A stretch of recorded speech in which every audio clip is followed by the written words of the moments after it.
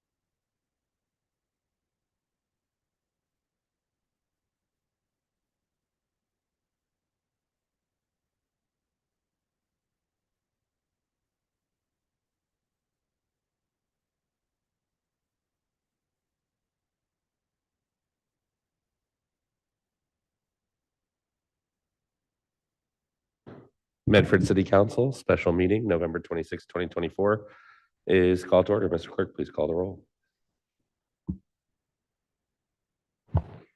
Vice President Collins, Present.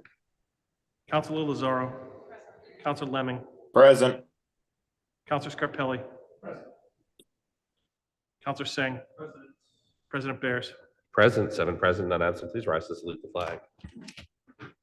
Allegiance to the flag of the United States of America, to the republic for which it stands, one nation, under God, indivisible, with liberty and justice for all. Hearings 24-501 submitted by the Board of Assessors. Allocation of the fiscal 2025 property tax. Let me read the legal notice real quick.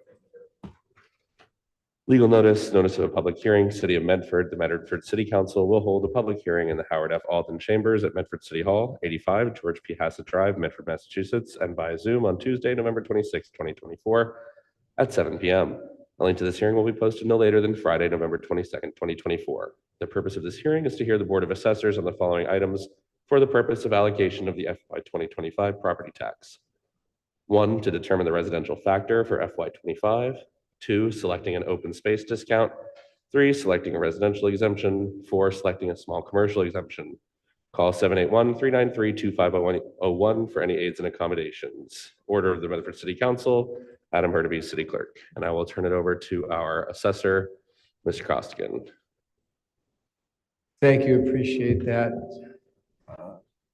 And thank you to council for meeting this week. I know it's a busy week, but this really does give the department and the treasurer of the city enough time to get this tax rate approved by the DOR. Any questions they have back to us, that we have a few days to answer them.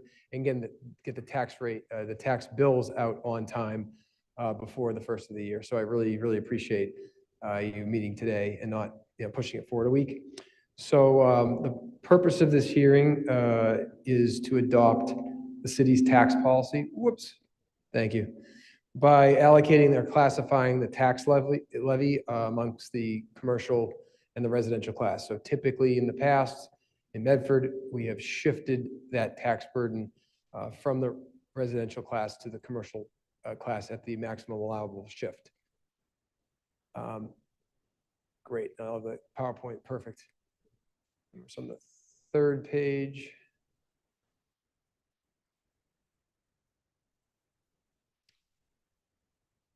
And I was mentioning, in prior years, we've gone to that 175% shift of the levy.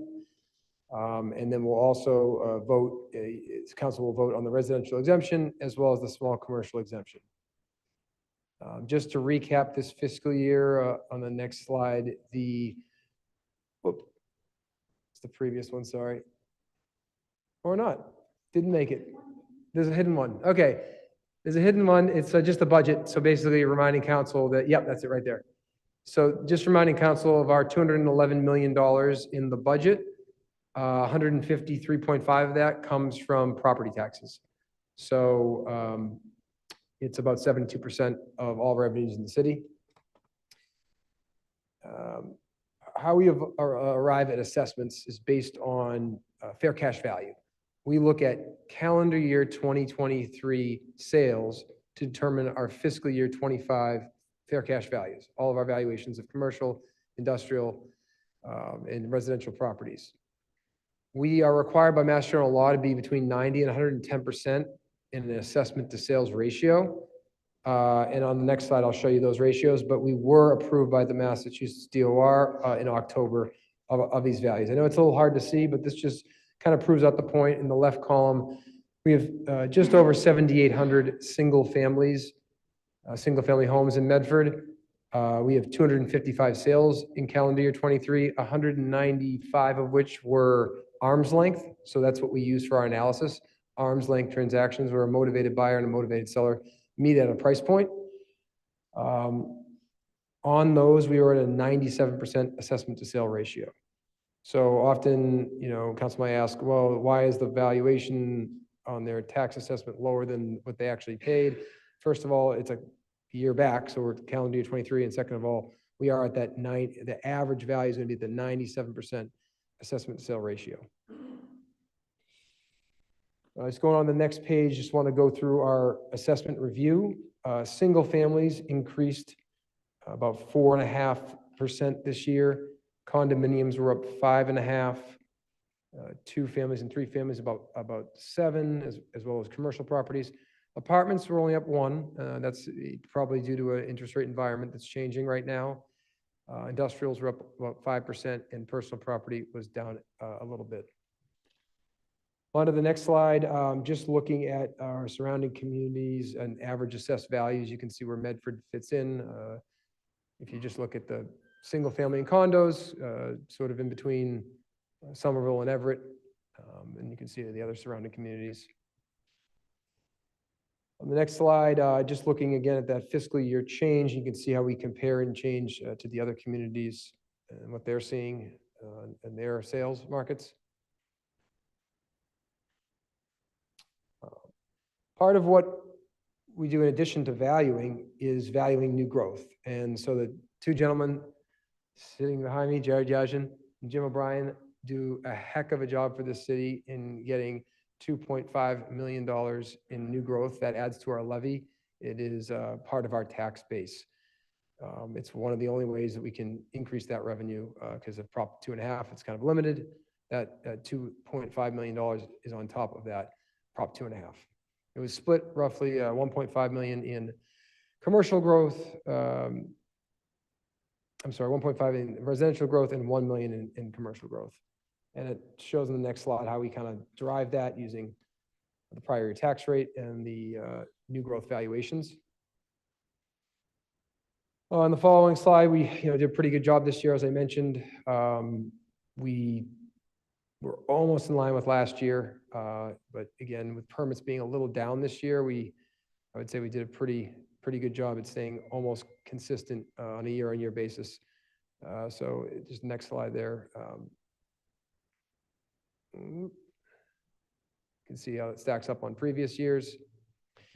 And the next slide, just looking at our fiscal year 2025 value by class. So 88.9% of our value in the city of Medford is residential.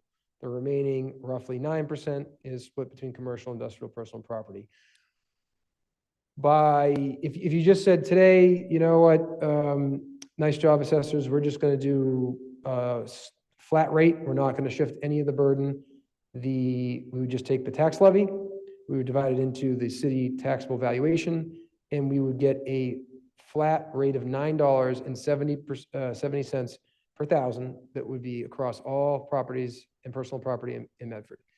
Instead, what this body has done in the past is shift that burden up to the full 175%.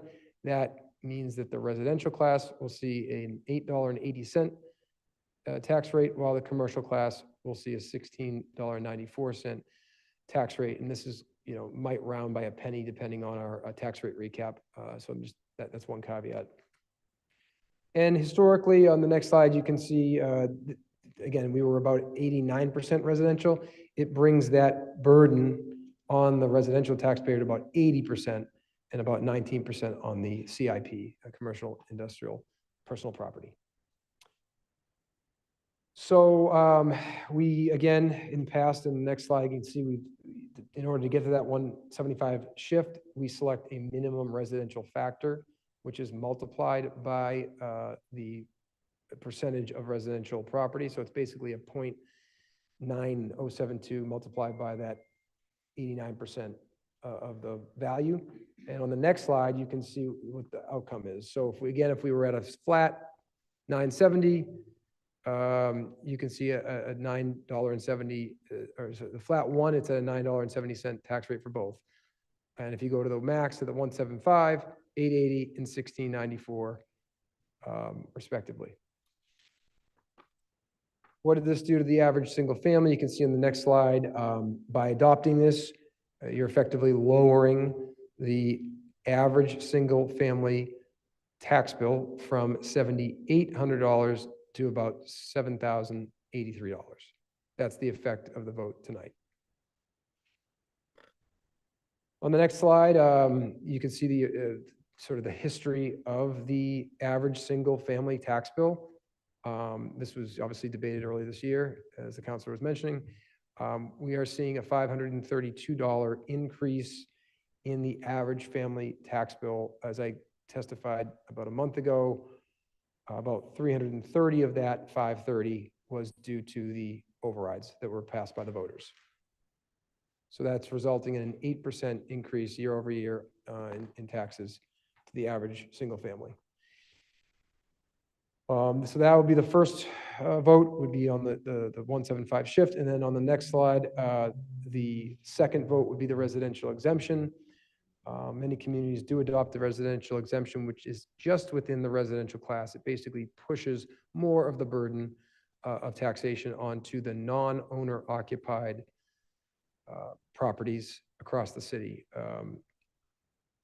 That would result in properties at under $982,000 paying effectively less in taxes, and those valued more than that paying more in taxes. This would have to be decided by the council earlier in the fiscal year in order to make this a possibility administratively. On the next slide for the small commercial exemption, the city has never adopted this due to its very limited effects. It would be for owner-occupied businesses that have no more than 10 employees. And just to summarize the three votes tonight, the selection of a minimum residential factor, which would shift at the maximum 175 to the commercial class, and then a vote on whether to adopt the residential exemption and the small commercial exemption. And I'll take any questions at this time. Ted, we also have on the agenda the open space discount. Do we need to vote on that? We actually don't have open space, but we can vote against it, I suppose. We don't. Okay. So it's kind of a non-issue. But the recommendation would be to not. To adopt not it. vote, yeah, an open space discount, correct. Thank you. Yep. I'll go to, Thank you, Ted, for you and your team. I know you guys have been super busy. But again, I think that questions people ask, usually this is later in the year. So I would assume that this is tied into what's going to happen in January, which is the increase of the override to people's taxes. So the phone calls I received, should we come to these meetings? Can we stop it? And I tried to explain to residents that, so they can understand in layman terms that this is our tax rate that we are not going to put forth and whatever this council decides, plus what the override is. So someone that's $1 million home, you'll see, that 38, 7,800, 7,500 a year tax now then increased another.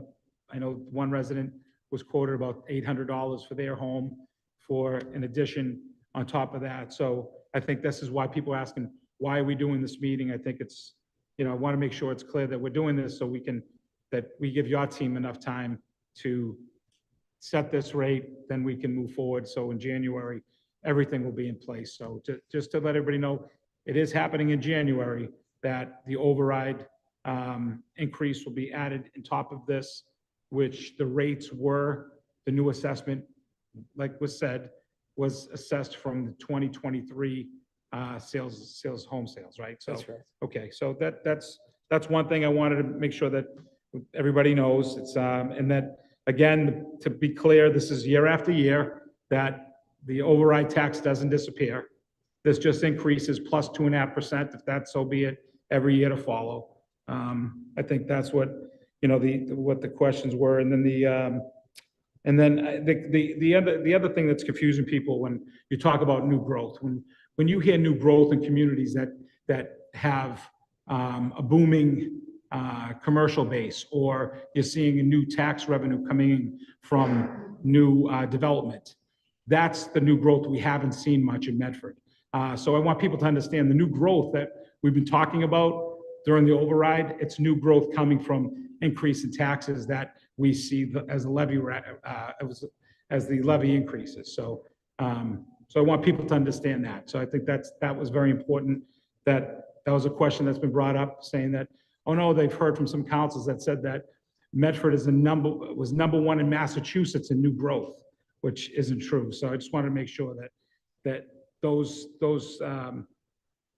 points were just brought up tonight. So it's a different new growth.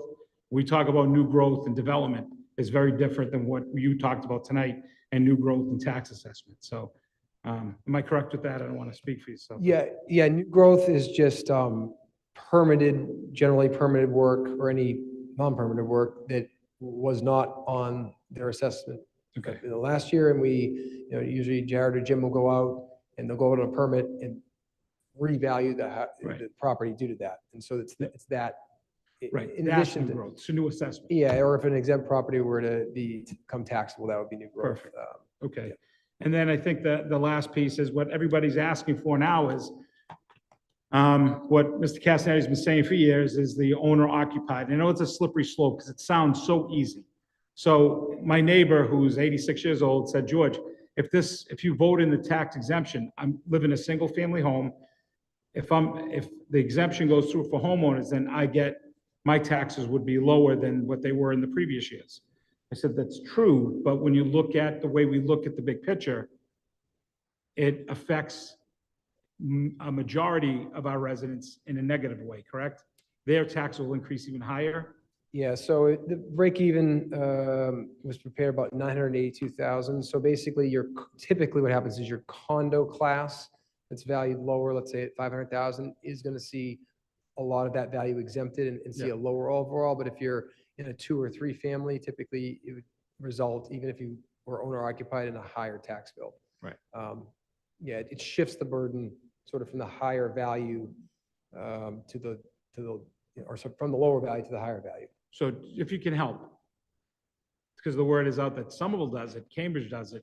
Why is it beneficial for their communities? What do they have that we don't that allows them to do that? Yeah, their break even is going to be a lot higher because of their higher valuations and Okay. their more robust like apartment class. So there's more to kind of shift onto. Spread out more. Yeah, so typically communities like that will adopt it. Okay. I appreciate all the hard work you guys, your team has done. It's been, I know it's been trying. I know that you were on the hot seat a month ago, and I apologize for any uncomfortable questions that were asked, but I know you stood there and did a wonderful job, and we, appreciate getting that out the Friday, the week before, so people can get a better understanding of what it looked like. So, and I think that's why we had such a close vote. It was very close because of that factor. People started realizing the true numbers and the effects that we're going to have on the homeowners. So thank you so much. Absolutely. Thank you, Councilor Scarpelli. Ted, just a couple quick questions. Yep. On this new growth here on the chart, this is new construction. Yeah, it's a number of things. It can be like a condo conversion, the net of a condo conversion. It can be any new construction. So if it was a new planned development, it can be any exempt property that becomes taxable on the tax rolls. So it's a number of things, but yeah, generally permitted construction. That'd be accurate. This year, how much of it was like a condo conversion or an exempt building coming on versus just new building or major renovations? We had actually the next slide would actually help me answer that. Or sorry, might have been the previous slide. So roughly, you can see kind of how it's broken down. So single family, we did have a development up on Winthrop, kind of a number of new single families, but most of that single family new growth valuation is from, additions, renovations of existing single family homes. The vast majority of that condominium new growth valuation is from condo conversions. The 2s and 3s and really 4 families, that's going to be renovations and so on and so forth with that. So of that 1.5 of the 2.5 on the residential side, mostly single family permits, condo conversions, and 2 and 3 family permits. some new construction there, like not that much, but some new construction. Does that help? And then there were several exempt taxable properties. Okay. Yeah. And are we getting better at capturing that, or what's changing to drive the new growth numbers higher? Yeah, I think we got a really efficient process. We are also working in tandem with our fiscal year 26 reval. So every 5 years, the Department of Revenue makes the assessing departments revalue the whole community. So we have to have a 10-year look back where we've gone to every single property. So, you know, like this year, the assessing team has gone to over 7,000 properties. So in that, you know, if I tell our assessing team, if you're at a property and you see a finished attic that wasn't there before, and you're talking to homeowners, like we have to make adjustments to the property record card to reflect that. But we're trying to get, you know, accurate data, and the valuations will follow that accurate data. Thanks. Just one more question on the residential exemption. The break even seemed a lot higher this year. I think last time we talked, it was in the high 700s, low 800s. Is that just a major change in valuations, or what happened there? Yeah, so over the last 2 years, probably since we last talked about that, I mean, we have seen year-on-year increase in valuation, you know, probably, I have to go back through the numbers, but let's say 2 years at, you know, over 10%. And I'd have to look, it depends on what you shifted at. So in other words, what owner occupancy we assume. So are we assuming that, you know, Medford residential parcels are 80% owner occupied, or 70%, and that's going to move the number as well. So I know in communities that have them, it's sometimes surprising because you'd say, okay, single families, they must be 95% occupied. Well, if you own the home in a trust and you're not the trust and the beneficiary, you would be eligible for that residential exemption.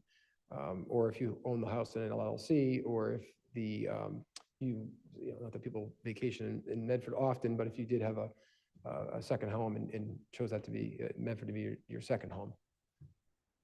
Got it. And I know you gave us the average single family value was 804. Do you have the median? The median tends to be lower, I'm going to say. Yeah, I believe it's slightly, I always screw this up, but right skewed data. So yeah, we can get that for you tomorrow, the median versus the average, but it tends to be, I want to say it's lower. It was 768. Yes. So yes, there you go. Thank you. Yeah. So it is skewed, you know, from a bell curve perspective. So 768 versus 804 is the average. Got it. Yeah. And I just say that because I think it would be valuable in the future if we could get figures on the number of residential parcels that fall below the break-even point and then those that fall above. Yeah. Because I think the council has expressed interest in the residential exemption and would want to have those discussions. Yep. Thanks. I'll go to Councillor Singh, then Councillor Callahan. Sorry. I think you had asked the main questions I had about the residential tax exemption. Could you, I know you talked about how we would need more time to set it up if the council wanted to pursue this option. Could you give us a more concrete idea of, or just in general, how many, if you need more FTEs, more full-time staff working on something like this, what that process would look like? It would be really front-loaded in the sense that we would need an application from what we think is of 9,000 or 10,000 applicants across the city. So it's, you know, processing to make sure that they are owner occupants. So typically it would involve them submitting application with a form, their page 1 of their Massachusetts tax return showing that they are filing. It's redacted, but they're filing their Medford address.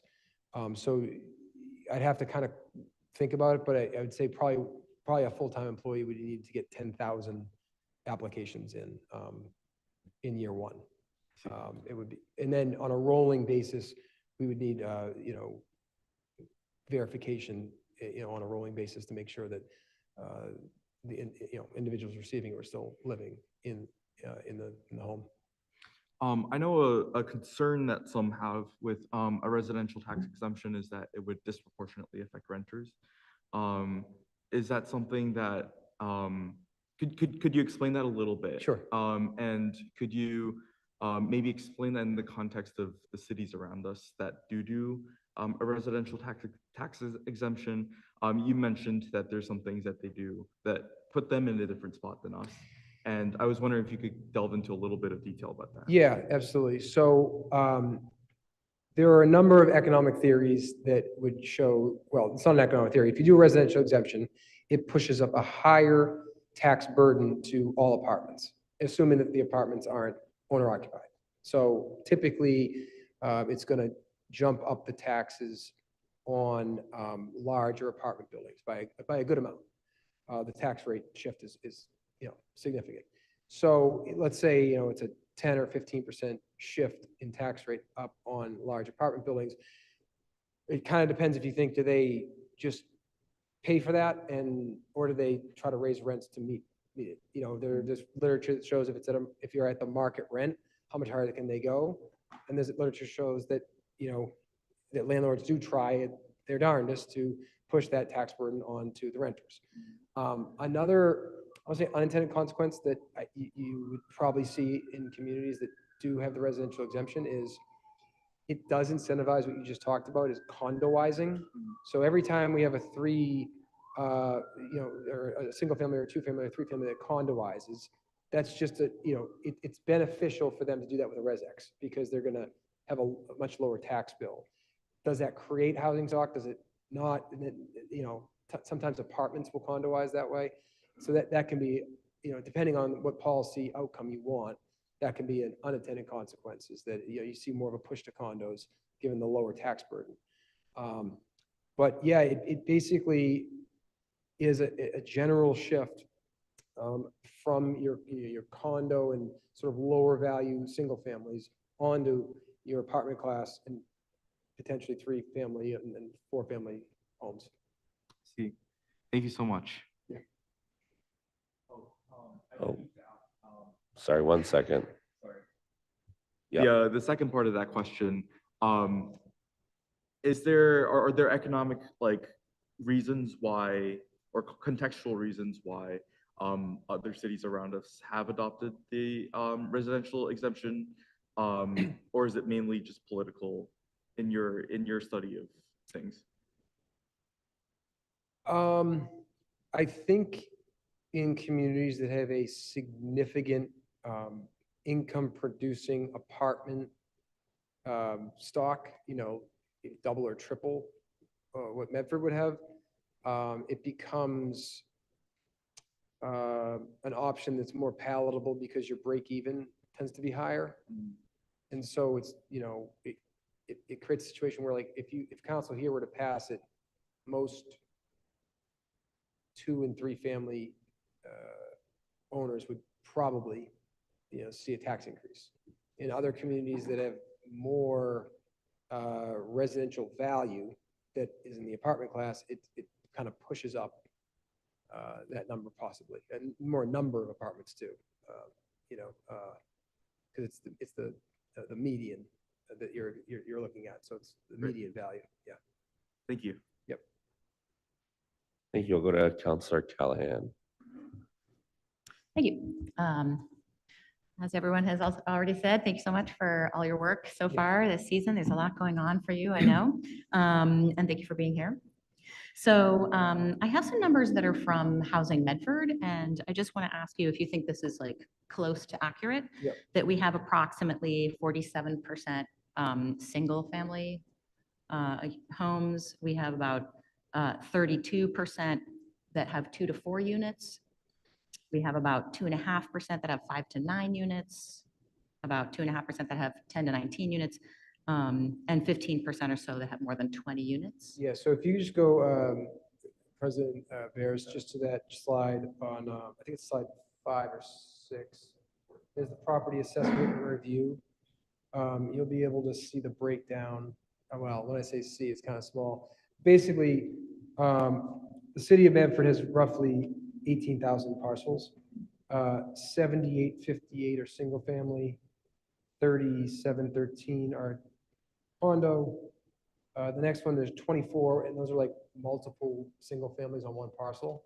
I'm sorry, can you explain this a little bit? Because I just see these columns are like 101, 102. Yeah, so what, sorry, 101 is the single family. Hmm, 102 is condo class. These are just state use codes that they mhm. sort of make us use. The 109s are the typically two single families on one parcel. There's only 24 in the entire city. The 104s are the two families, so there's 3881. The 105s are the three families, there's 461. The 111, 112s are the four family and up, so it's can be as many as like 350 unit apartment buildings. There's 116 of those. There's 693 130s, which are vacant land parcels.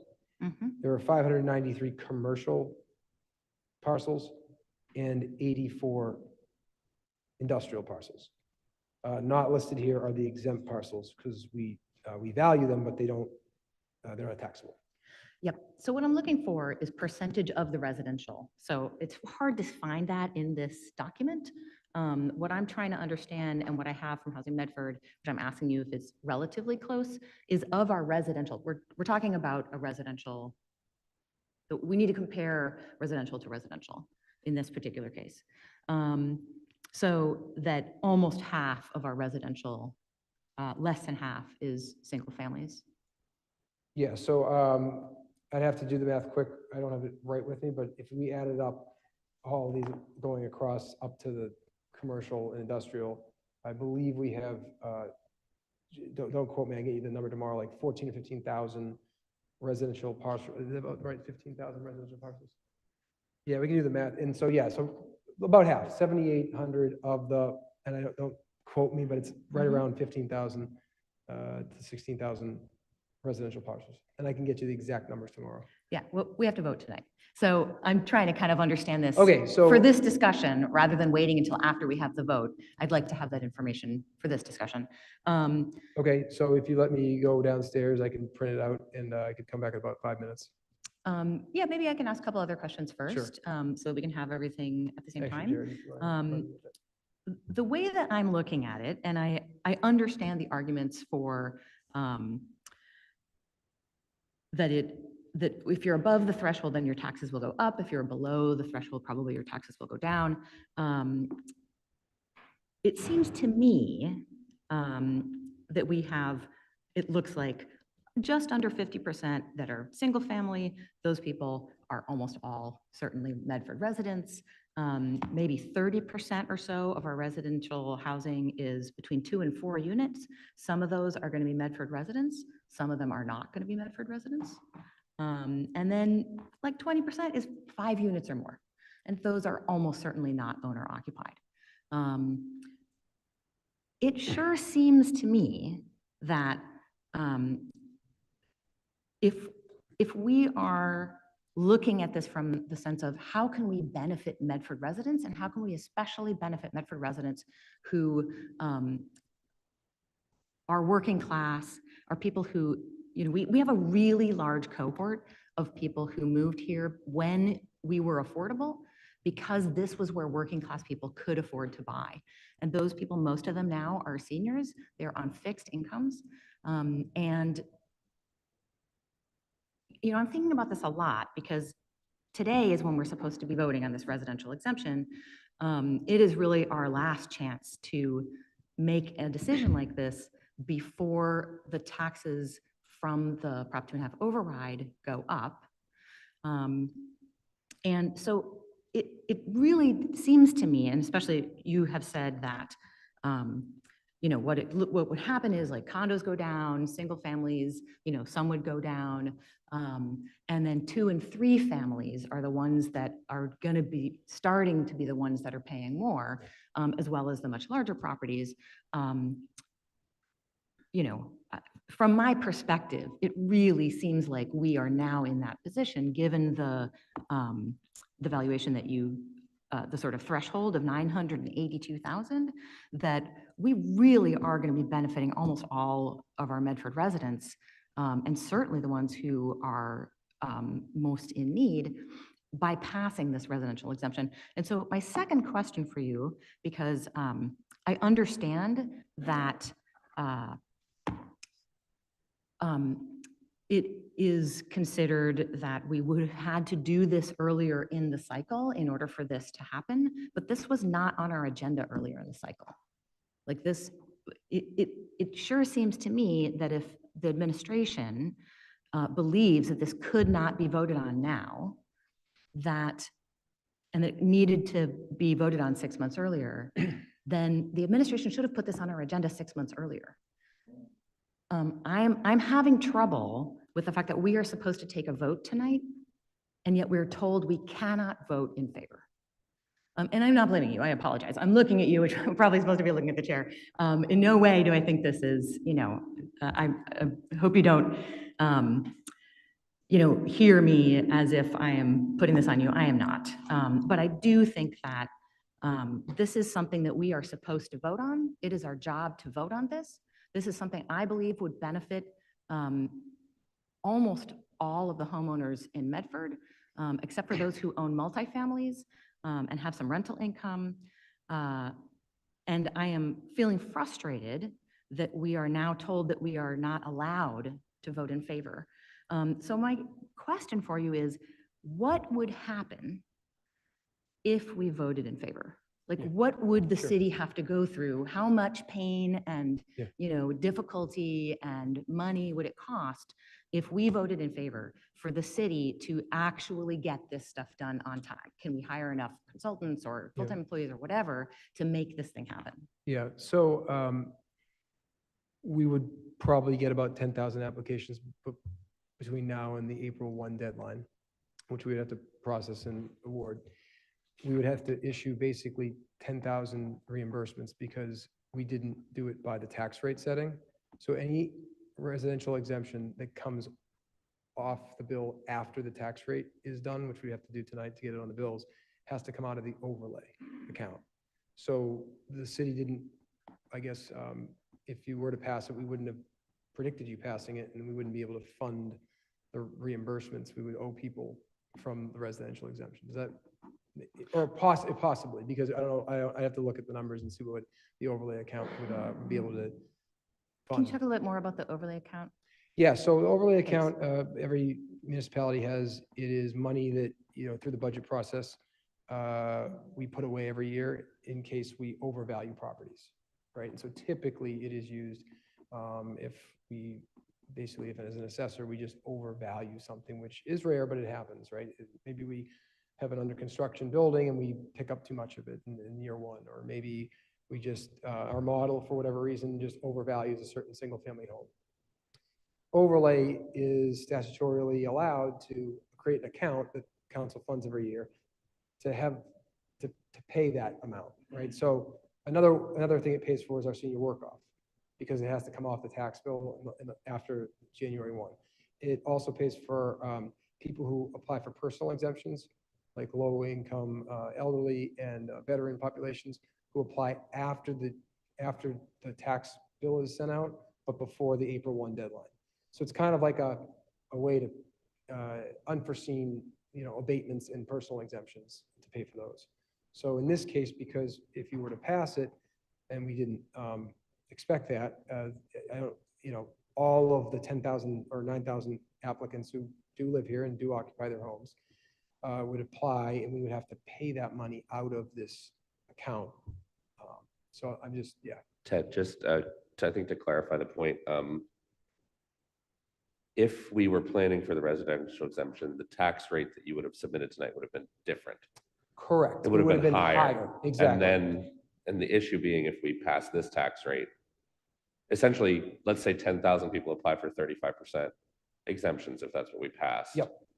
We would need to have tens of millions of dollars in the overlay Yes. account to pay back those exemptions. Yes, exactly. But we wouldn't have raised that Mhm. because the tax rate would be set based on not having that exemption, That's correct. essentially. Yeah, Right. that's So- correct. So it's not that we would have to get out of the overlay account, it's that we would have to have come here to this meeting with an option of a tax rate that would cover that, but is the question that you You would don't have know to what that op- tax rate is because you don't know how No, many? you would have had to open it up at the beginning of the fiscal year so that we could have applications come in, so we could process it and build it into the tax rate.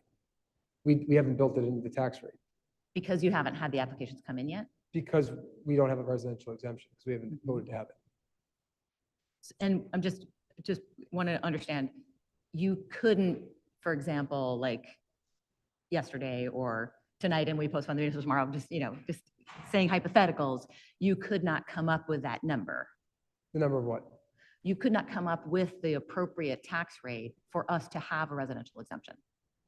It would depend on how many residential exemptions are built into the tax recap we submit to the state. So how many have I received at that point? They don't allow us to estimate.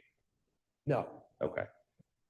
So if you would open up applications in June, we received 9,000, you could say we expect this, that would, and then, or, no, we have 9,000 as of right now, and that's what we're building into the tax rate. okay. So how does that happen? Like, let's say we want to pass this as soon as we can. When do you open up those? I mean, since the city hasn't passed it yet, would the city have to then pass it? This is what you're saying, I think. The city would have to pass it in maybe June.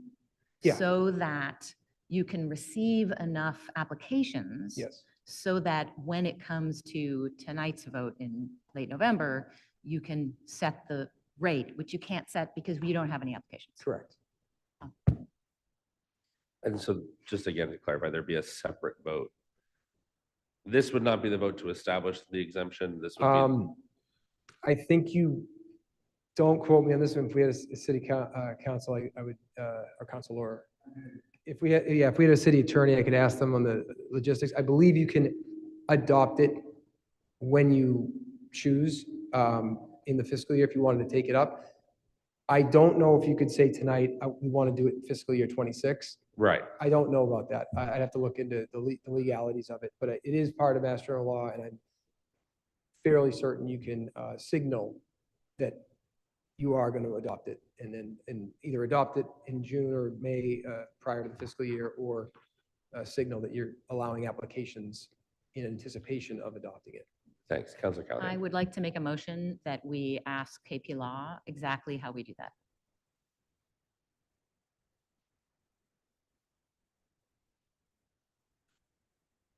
And then Jared has some figures for you just on those. Yeah. Thanks. Jared, Thanks. Go ahead, Jared. So you were asking the percentage of the residential that's occupied, stripped out vacant land and stripped out commercial residential. Thank you. So of the 7,864, we just divided that by this total of 16,025, so it's 49.01% is the single family. Yeah. Do you happen to have the other numbers for like 2 or 3 families or over 5 or anything like that?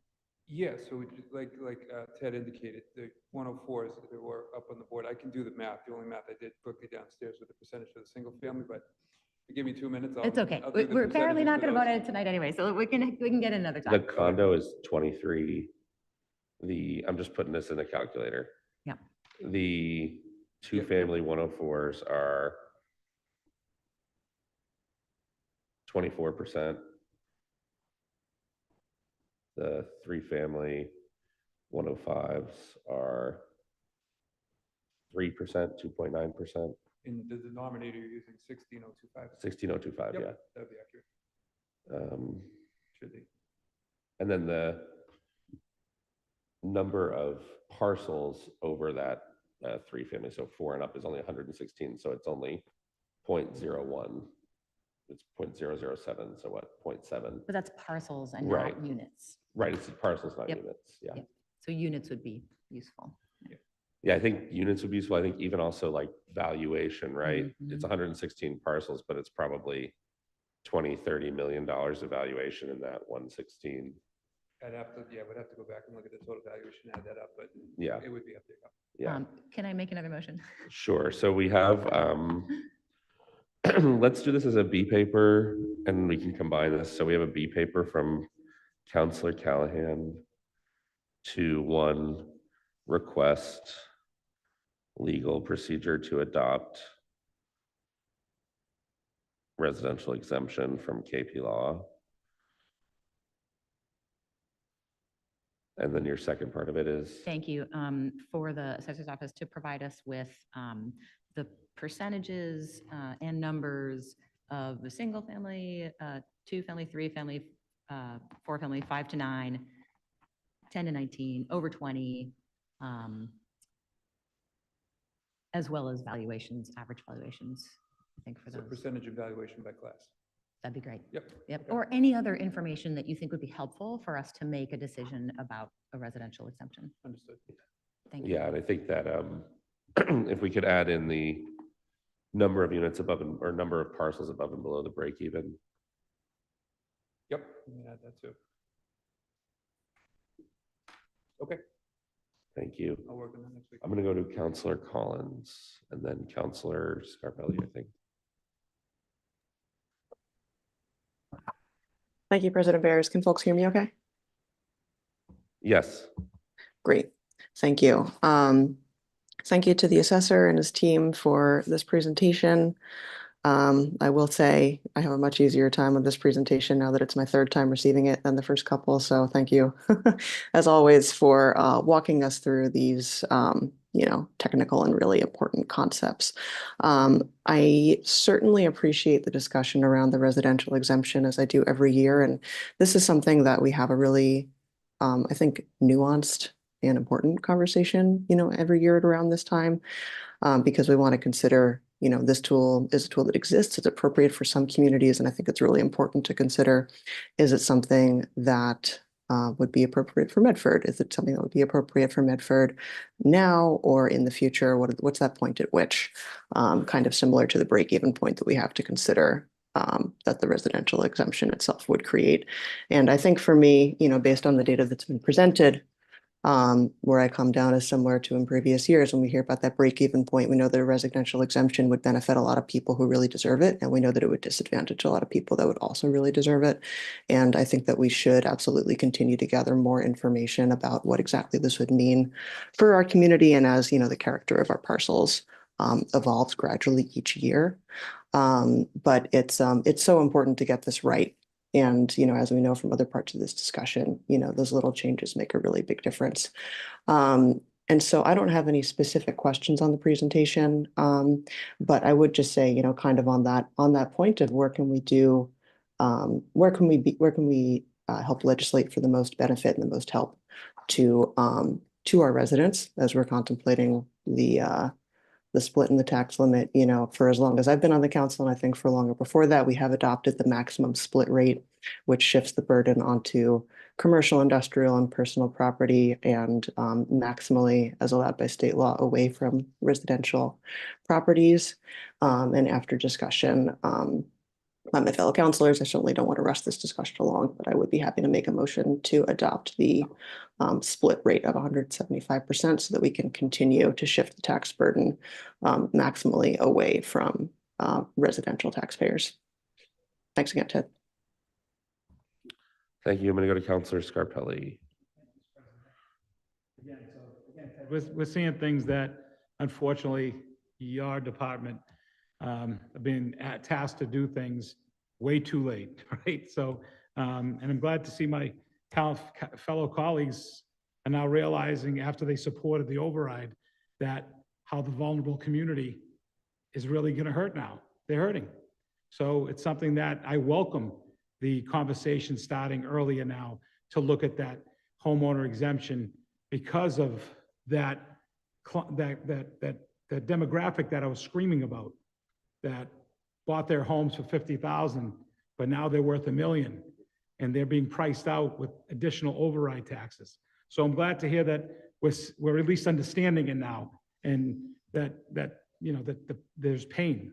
So I think that's going to be something that we should do. I don't know if you'll be here in June to do that with us, but we really need to look at that. But again, we also have to be alarmed, as some residents have said, when we talked about this issue, is that the burden falls on who? It falls on the homeowners that have rental properties. Those are the ones that are going to pick up the burden if the exemption comes into play. So the fear now is the talk that was started last year was rent control.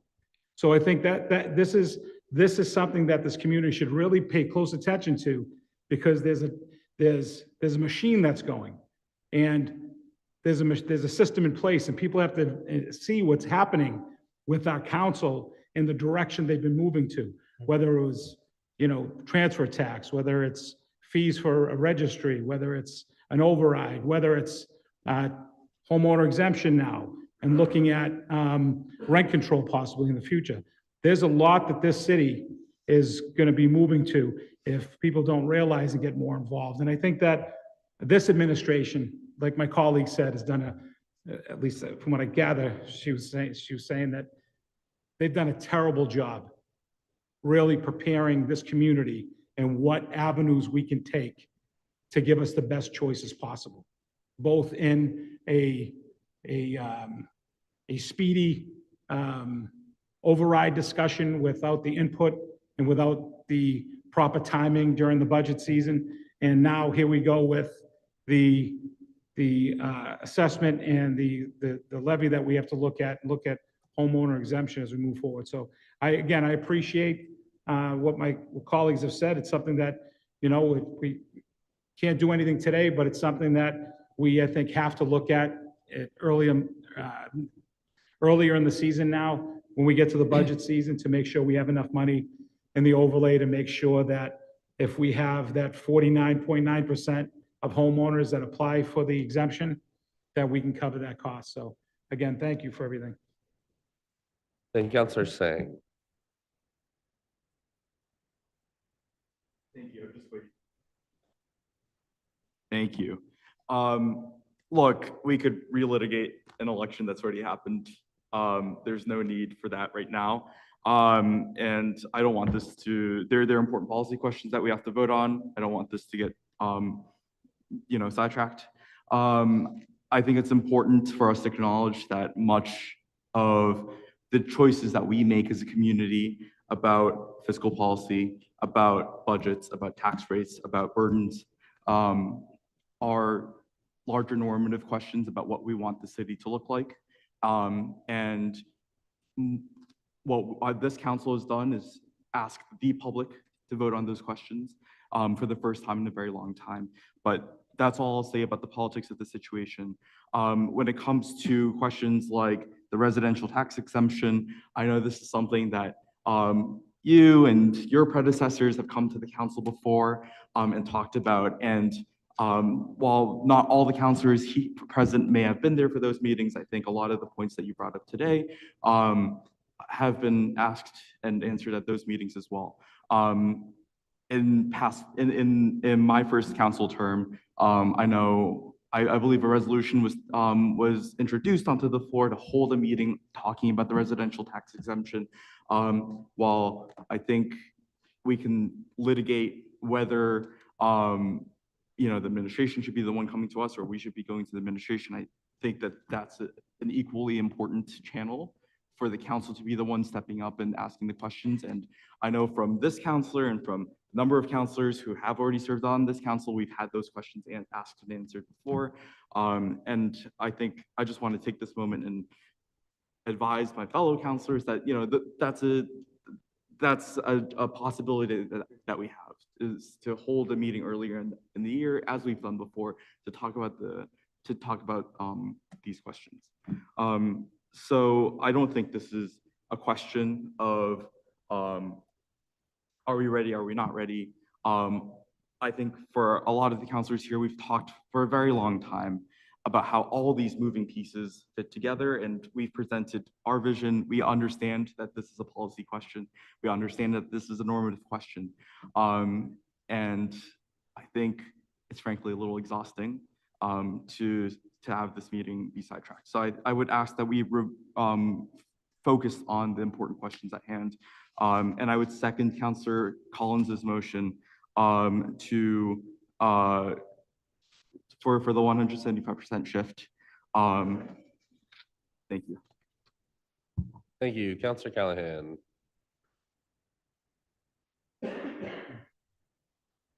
Thank you.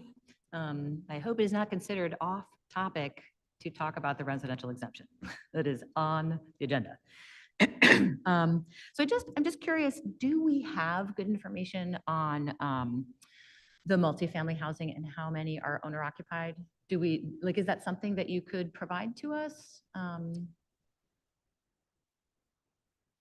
Generally, we don't code owner occupants. You don't know, right? But, Yeah. we could,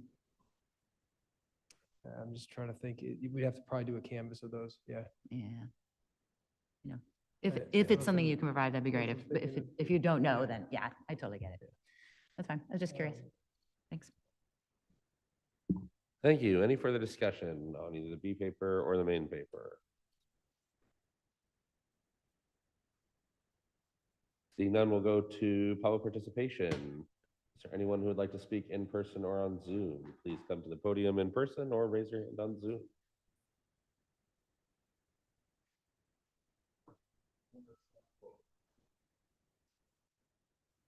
Okay.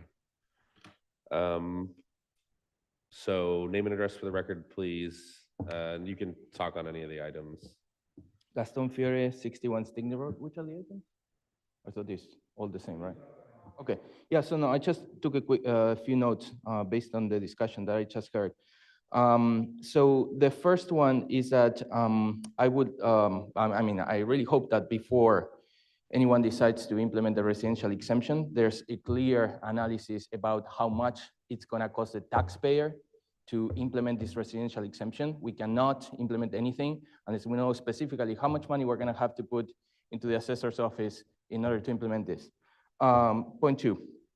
So I would greatly appreciate to have the slides that I just saw, or I tried to see because I couldn't see them that well, before the meeting and definitely after the meeting as well. So for the general public to be able to peruse the numbers and even run some analysis if they so desire. And so please, if we could have the slides available for the public. And number Yes, three. and I did upload it when I got it. Okay, to thank the you. Thanks so portal. much, Mr. President. Yeah, so it's Appreciate on it. the council portal. Thanks so much.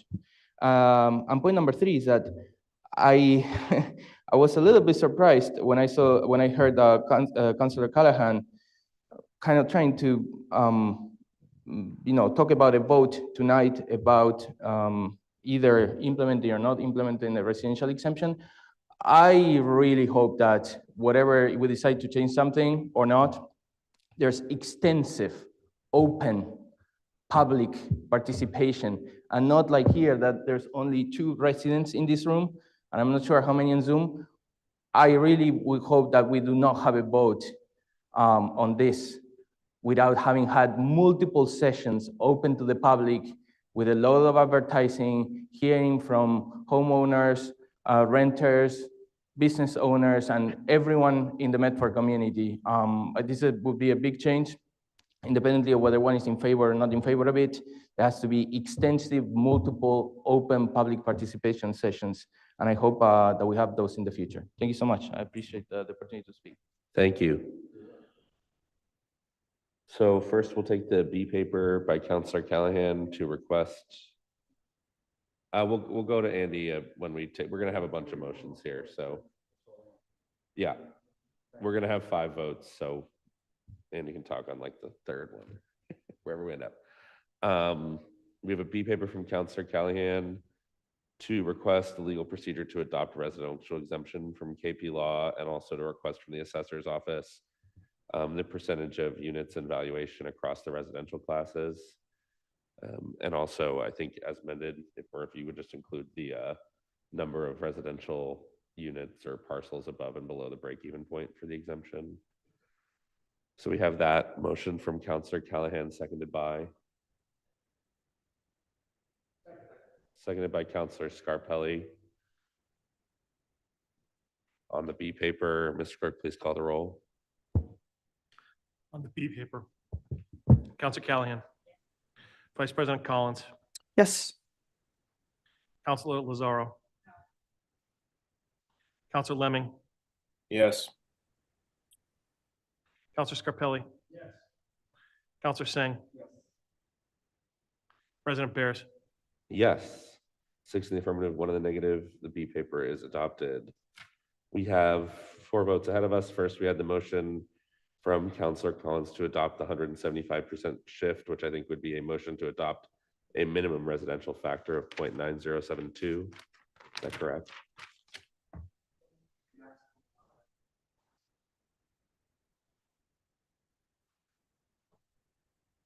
Maximum or minimum?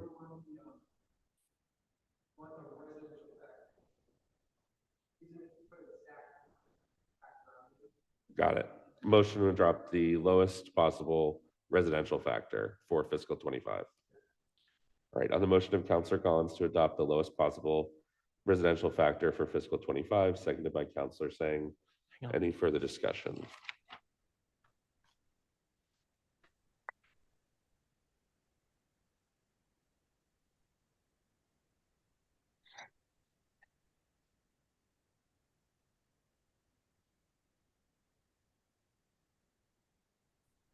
Let me know when you're ready.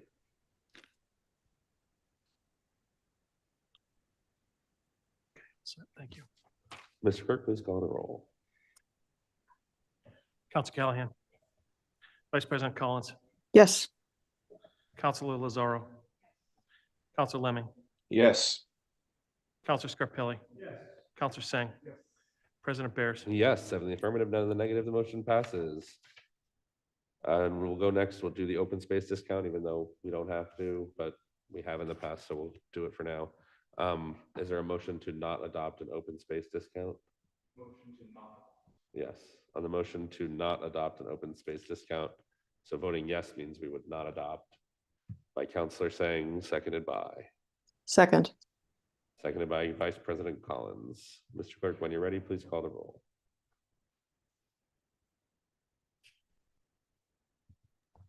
Counselor Callahan? Vice President Collins? Yes. Counselor Lazaro? Counselor Lemming? Yes. Counselor Scarpelli? Counselor Singh? President Bears? Yes, 7 in the affirmative, none in the negative. The motion passes. On the residential exemption, is there a motion? Motion to not. On the motion to not adopt the residential exemption by Counselor Singh. A Second. yes vote would be to not adopt, seconded by Counselor Collins. We will go to public participation. Mr. Castanetti, name and address for the record, please. Yes, so first I want to compliment Councilor Callahan for asking intelligent and pertinent common sense questions about this. I appreciate that. You impressed me.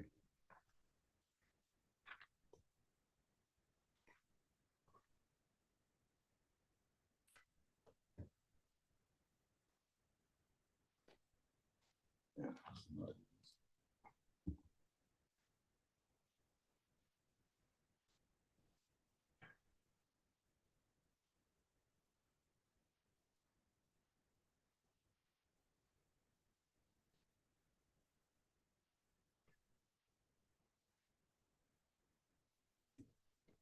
Okay, all right.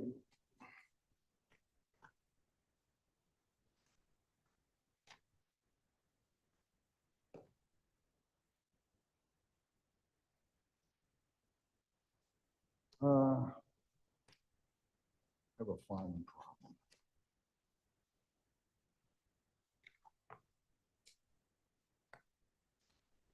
Okay, thank you for your patience.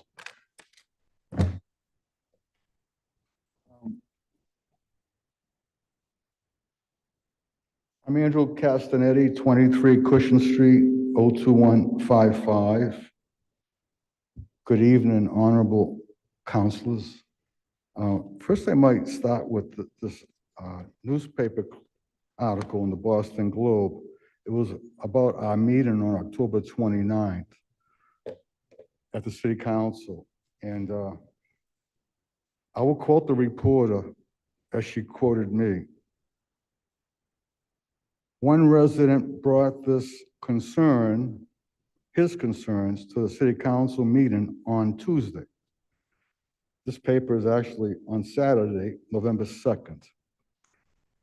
A lot of taxpayers are having trouble paying bills with all this inflation in the past 4 years.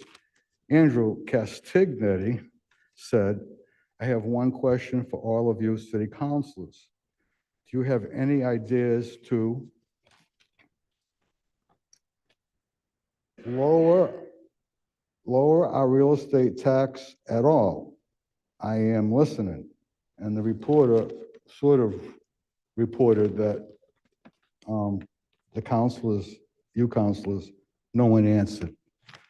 So I expected at least at minimum that one of your councilors or more would bring up chapter 59, section 5C, the owner occupied real estate tax exemption, because that's the only one I know about that would apply in Medford, along with 18 other communities that have adopted this. So I am here again for the 19th time. We're asking for the city to adopt Mass General Law, Chapter 59, Section 5C, the owner-occupied real estate tax exemption at the full 35% shift. This savings is being done in Chelsea, Everett, Malden, Cambridge, Somerville, and in all of Boston. Senator Kerry gets it at 28 Lewisburg Square, if that's his truthful address according to the IRS tax document. So why not here in Medford? We also need real estate tax savings. Somerville owner-occupied homeowners saved $4,053 last year, with a break-even cap of $2 million. And Malden saved $2,690.04, with a cap break even of at $1.25 million. These numbers are not fake. These numbers I got from both City Hall assessors in person. I will leave with you these assessor city reports. There they are. I will leave you with the reports from the assessors, and you can these reports with you to trust but verify the numbers. P.S. In the last 10 years, these owner-occupied homeowners in Malden and Somerville saved an average of $2,600 per year in the last 10-year average.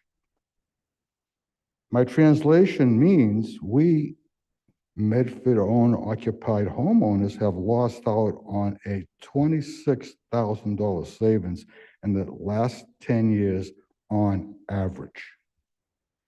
And that does not include lost bank and interest. Page 2. People say you can't fight City Hall, but I had fun trying for 19 years without success on this matter. This is my 19th time trying to help the average homeowner. Here comes my 19th nervous breakdown. I'm tired.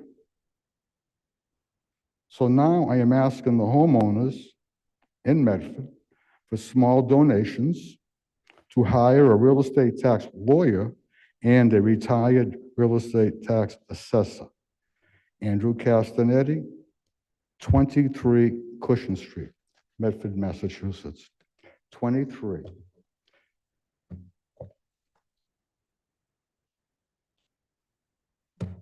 Here is the packet of information from Malden and Somerville City Assessors.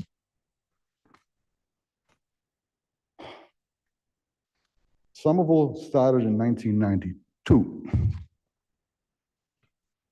Malden started the owner-occupied exemption in 2008. Again, I repeat, City of Malden saved the owner occupied exemption peoples that own the houses, that live in the house, $2,690 last year. In Somerville, as I said, started in 1992. And last year, they saved, if they qualified, if they truly lived in the home, doesn't matter if it's a 1, 2, 3, 4, 5, or 6 family, because it only applies to their unit, including Senator Kerry, if he's telling the truth about his address, and Beacon Hill. So that's a lot of cake, man. And there's other communities, as you know, and it all started in Martha's Vineyard, I believe, or Nantucket, or both, this exemption.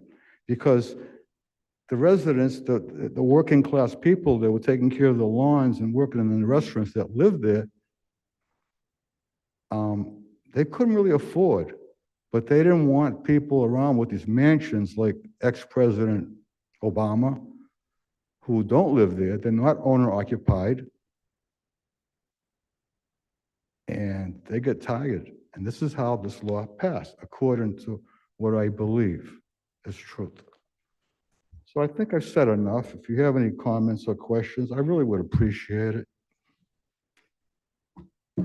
Thank you, Mr. Castanedi, and we'll share those around. It's been a long time coming. Any further discussion by members of the public or Councilor Nazaro? If I can just briefly give you a moment of context, when I lived in Somerville, I rented, and it was getting very expensive to rent. My husband worked for a tech company. We sold stock to pay the down payment on a condo in Somerville because there was a residential exemption. When we were paying our mortgage, we paid less. So when we were homeowners, because we had stock to sell, because we had enough money to buy property, we were able to pay less. Sometimes residential exemption is what amounts to a handout to people with enough money to buy property. To put that into perspective, sometimes that's what it is. That's what it was for me when I lived in Somerville. In this case, I think in Medford, the break even does not make sense at this point today. And I feel that our conversation about it is losing some of the context. When our residents voted for the override, they were not voting to then turn around and exempt themselves. They voted to increase the property tax rate as they expected it to be. That's what we're voting to enact tonight. Thank you. Thank you. If I may rebut. I just want to really quickly, Andy. Go ahead. I saw Mr. Costigan. You got to take over the Just as a point of microphone. clarification, Mr. Castanedi brought up a good point. It can be adopted under Chapter 59, Section 5C. There's a language that the mayor and the council have to approve, but that would be the adoptive language. Thank you. Thank you. Mr. Castanedi, I want to go to Mr. Fiore first. I just want to rebut her, Okay. please, if I may, Well, through the you chair. can make a comment to the chair, but you can't. Through the chair, I said. Sure. And It's over not the- a debate. It's not a and rebuttal. over it's the a table. comment. Okay. Sure. And we'd like to keep it short. Can you please. imagine that the state senators had a heart for the first time ever to help the owner occupied to get a break on the real estate tax? I'm shocked that they did this back in the 90s, I believe.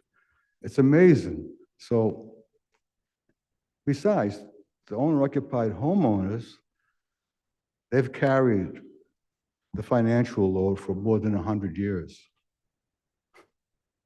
You know, that's all I want to say. Thank you. Go to Mr. Fiore. Name and address for the record, please. Thank you, Mr. President. Gaston Fiore, 61 Stigney Road. I actually had a question for the assessor, but so I had a question related to the break-even threshold. So Mr. Castagnete mentioned that in Malden, it's $1.25 million. And as I recall from the assessor here, he computed $980,000. So I wanted to understand, either in this meeting publicly for people that are watching this, or in a future meeting, or I can do the research myself, I just didn't have the time right now. Why, so Somerville I understand, because my understanding is that residential properties there are more expensive on average than here. But Malden, I thought it was around the same as in Medford. Maybe I'm wrong, I haven't looked at the data recently. So how is the break-even threshold computed? And why is Malden's considerably higher than ours? And I think you, Mr. President, had a question that you said that a couple of years ago, ours was like even much lower than 980,000. So I would like to understand, well, how is that break-even threshold computed? And how is it gonna evolve in the future, and based on what? Thank you. I don't know if the assistant assessor, if you want to speak to it, or Ted's gonna come back. Looks like he might be coming back right now. But if you want to go for it, Jared. What I would say to that is it's a little more complicated. We have a formula in Excel where we have to assume, and I know he touched on it, and he can speak when he gets back, where we assume the percentage that who will get the residential, who will actually apply for it and get the residential exemption. That assumption plays into the break-even point. So is it 70%? Is it 80%? Is it 65? And that really will change the break-even point in the calculations. So we could put a spreadsheet together and have that as a toggle and show how that would impact the break point. But I couldn't do the math right now for you. I think that would be helpful for future discussions. And just to add on to the context of your point, the issue is also that you're making an assumption of like how many people are going to take it. And the point is the break-even point has to be set based on that assumption to keep the levy even, right? So you're setting a new tax rate to raise the same amount of money, but you're basing that on the assumption of what percentage of Correct. residential classes The levy will will. not change. It's Right. just, right, how much will get pushed. And under this system, you may, let's say you have I want to clarify this too. Like say you're in a 3-family unit, one of the units is owner occupied, the other 2 are not. Would that whole structure qualify for an owner occupancy? So you basically would have people, even if let's say that 3-family is worth 1.2 million, it's over the break-even point, they would have to apply for the owner occupied exemption. Their taxes are still going to go up even though they'll qualify for the exemption, essentially, right? But it'll just go up less than if they didn't get the exemption at all. That's my understanding of how it works. And I'm not saying that to make, it's a specific case. Adam has it, yeah. Okay, thank you. Does that answer your question, Gaston? The percentage of people that would actually get the residential exemption. And it's different across the different property classes too, right? Are you mostly just assuming single family and condo? So just assuming out of the single families, the condos, the 2 families, the 3 families, and then the apartments most likely would not get it. That was the 118 of the number, And just to while I'm up here, make the record correct, the denominator is 16,143. I did pull out the apartments. So it's 48.65. Okay. For the record. Got it. Okay. Thank you. Any further discussion on the motion to not adopt a residential exemption by Councilor Sang, seconded by Councilor Collins? Seeing none in person or on Zoom, Mr. Clerk, please call the roll. Counselor Callahan. Vice President Collins. Yes. Counselor Lozaro. Counselor Lemming. Yes. Counselor Scarpelli. Counselor Singh. President Bears. Yes, 6 in the affirmative, 1 in the negative, the motion passes. On the small commercial exemption, is there a motion? On the motion to not adopt the small commercial exemption by Councilor Sang, seconded by Councilor Lozaro. Mr. Clerk, please call the roll.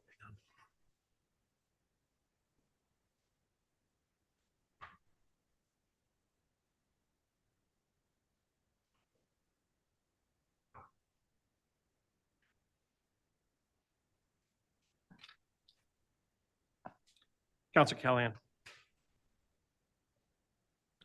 Vice President Collins. Yes. Counselor Lozaro. Counselor Lemming.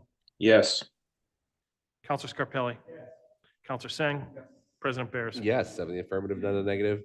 Motion passes. So we will adopt the maximum or the minimum residential factor for the maximum shift. No open space discount, no residential exemption, and no small commercial exemption. Any further discussion on this item? Seeing none, is there a motion on the floor?